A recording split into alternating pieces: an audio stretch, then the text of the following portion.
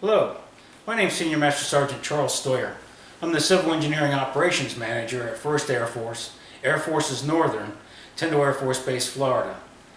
Today my briefing will cover the North American Aerospace Defense Command and U.S. Northern Command, better known as NORAD Northcom.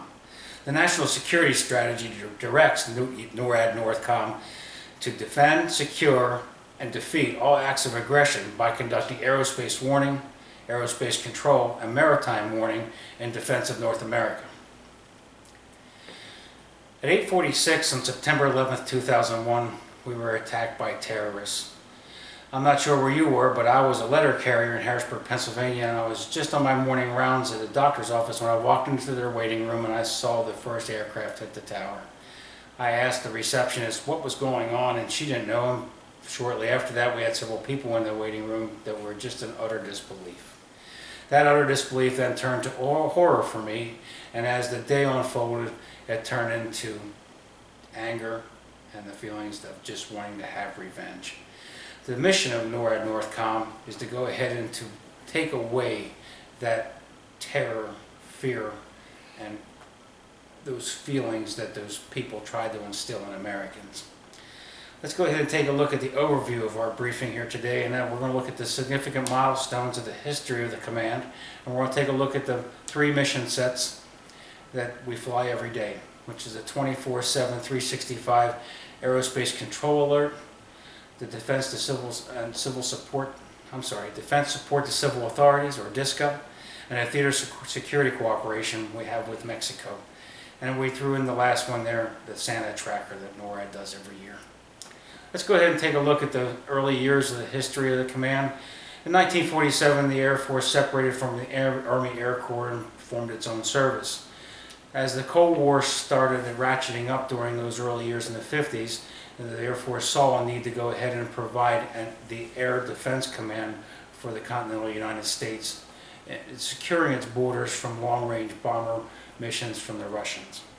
In 1954, DoD saw that there was a need to go ahead and make a multi-service joint component under a unified command, better known as the Continental Air Defense Command. With that, then, we started a liaison program with the Canadians, and we saw the need to go ahead and partner with them to go ahead and put up these radar warning systems all along our borders and in the northern part of Canada, which was the easiest and shortest route for the Russians to come and make an attack on the North American continent. Then in 1957, as this relationship matured, then they stood up what is the present day North American Aerospace Defense Command, or better known as NORAD. In 1958, the governments formally ratified the agreements forming the first binational command of NORAD. And when we get turned into the 60s and the evolving threat from the Cold War, you have the Bay of Pigs, the Cuban Missile Crisis, and then we have the space race to space, which helped our technological advances that made our missile detection system and space surveillance even more important to the NORAD mission.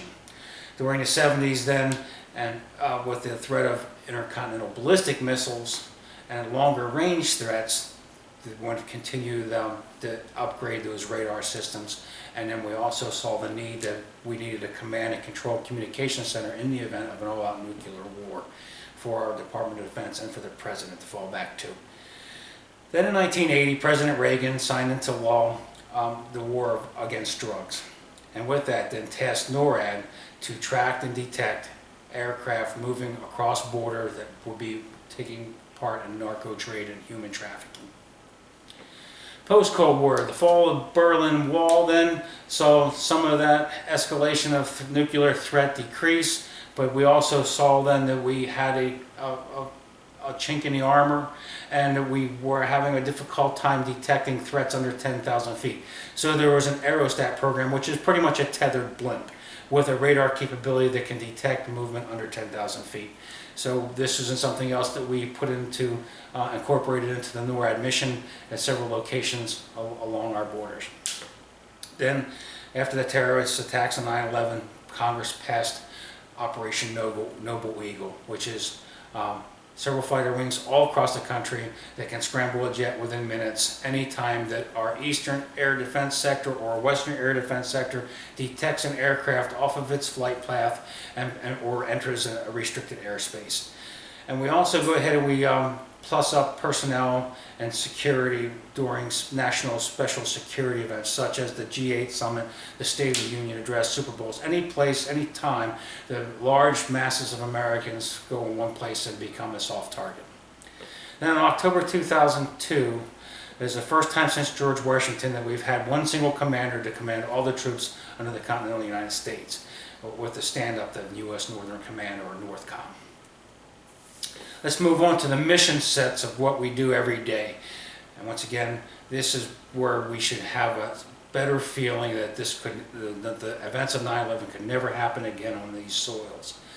That is a 24/7, 365, no-fail fighter wing mission that we fly every day. We scramble jets, we have jets on alert, gassed up, fueled up, weaponed up, ready to deploy in a moment's notice. All they need is the phone call. They will go up, they will intercept aircraft, targets of interest, people that are in restricted airspaces. They will escort them either out of those areas or, if need be, shoot them down.